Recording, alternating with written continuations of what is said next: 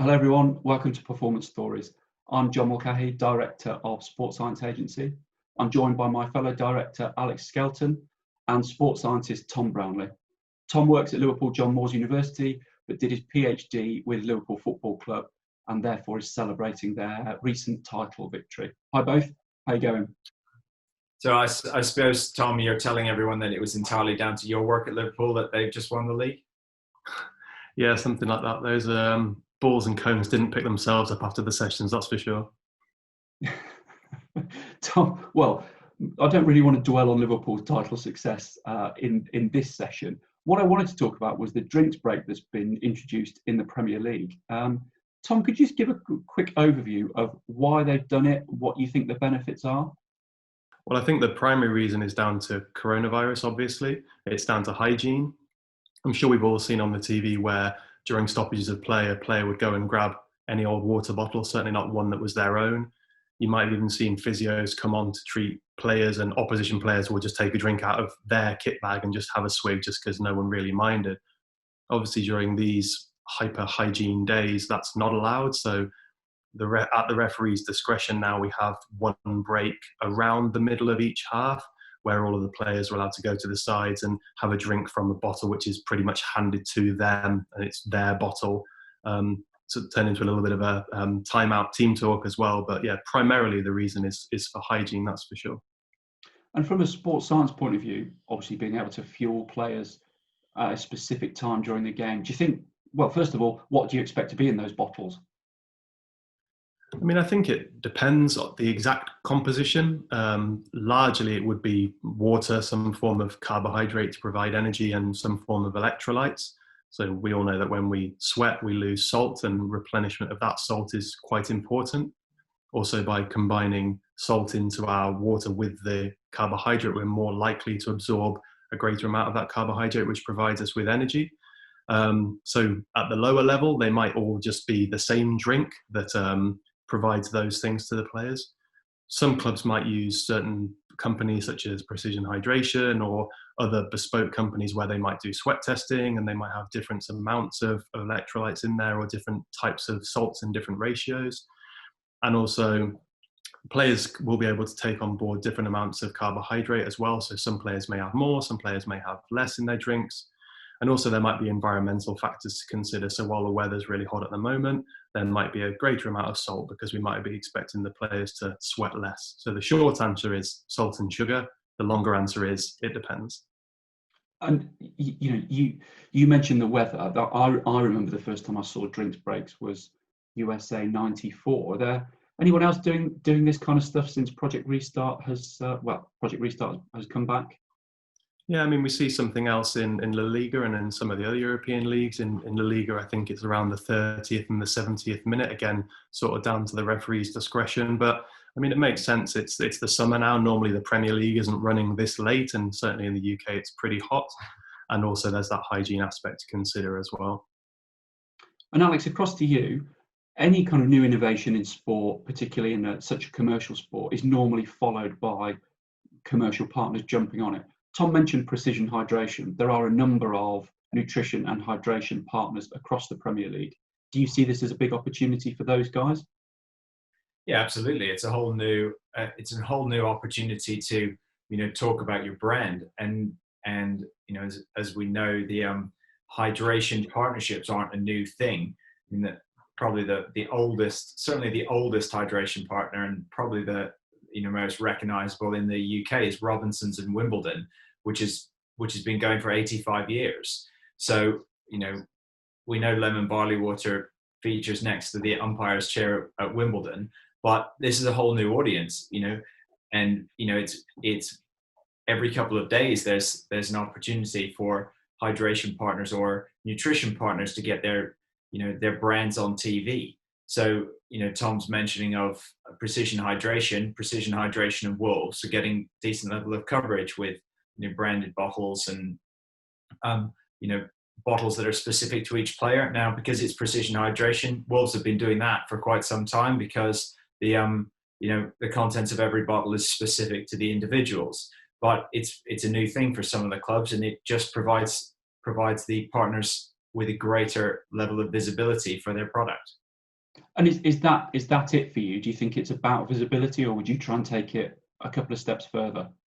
Well, I think that there's an education piece as well. Tom was talking about essentially what's in those bottles is sugars and salts, and the ratios of those will be different for each player. And I think that there's a bit of education there that you can do to explain that this isn't just a bottle of water that the players are consuming. It's designed specifically to help them perform at their best. So there's an opportunity to tell that story and educate the public, and hopefully for those partners involved, sell more product off the back of it. And would you be looking at slightly more creative branding? We saw Gatorade in cycling in particular made a big push on their green bottle, which became recognisable as Gatorade, even with no branding at the Olympic Games. Do you think the clubs or the sponsors should be trying to push that angle to try and make them more recognisable?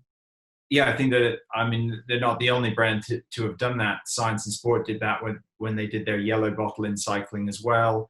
And obviously Gatorade's quite well known, especially in US sports, where they've done league-wide deals and made that in most cases that the orange branding very recognizable. So I do think that there's an opportunity there, but probably the starting point needs to be, first of all, make sure that all of the bottles are actually branded with the nutrition partner, and that hasn't happened in all of the games I've seen, and then build on it from there. Yeah, I think that's right. And Tom, do you think there's an actual performance benefit to the water break? That's a really good question. I think it depends, and it's probably athlete specific, because I'm sure there will be players that would never take a drink during the game, whereas if they now have a sort of real opportunity, a bespoke opportunity to do so, perhaps they are, so that might be beneficial to them. Conversely, you might have players, if they regularly take corners or free kicks, who might be taking less now than they were before. So it's probably quite individual, but across the board, it probably is a benefit. And I think these breaks, I don't know how long they were supposed to be, but they're quite long, I think. So potentially it would be interesting to see how much is being consumed during these breaks. And I would expect that it's probably more than they would get normally during a game. So yeah, I would expect so.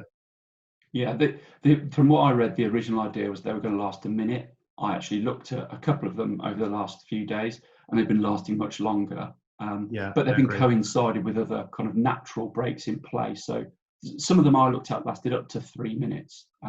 So that's a long break in a supposedly continuous sport, you would suggest. And Tom, you're talking about performance, but we're used to seeing summer football tournaments and players cramping up towards the end of regulation and possibly the end of extra time.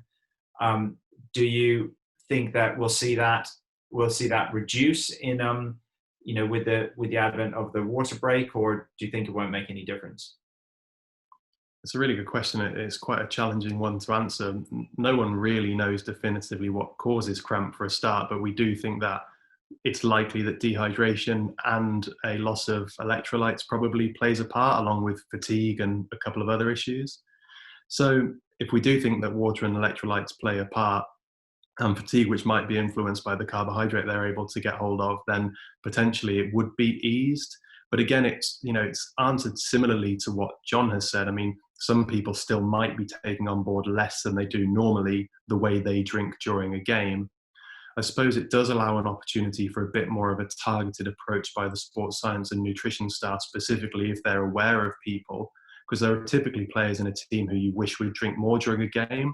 Whereas at this point, I suppose you can go and put his bottle in his hand that has got X amount of sodium in and hope that they drink enough of it. So I think that there is an opportunity to reduce some of those cramp incidences, hopefully, yeah.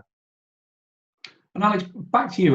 Have you got any examples of where sponsors and brands have done a good job in activating hydration breaks in other sports, or any ideas that you think they could use to jump on this one in the Premier League while it lasts? Well, I think that we will have all seen hydration breaks happening in cricket for years, and it's just part of the sport now. The other one that immediately springs to mind is marathons. Marathons all have a a title nutrition sponsor and probably even a water sponsor. So for London Marathon, they've been partnered with Lucozade Sport for a long time in Buxton Water.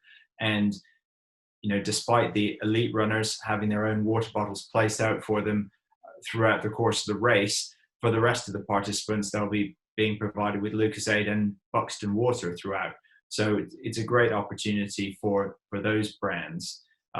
Within football, I don't see a tray of drinks being laid out for the non-existent spectators, but I do think the opportunity for better branding around the stadium, the branding boards could be changed to be specific to the nutrition partner during the hydration breaks. There are plenty of opportunities, and even if you are, as a broadcaster like Sky, who knows that they need to put in some additional advertising, there's an opportunity there where there's a break in play to put in some more advertising and possibly sell it to nutrition brands associated with the teams who are playing.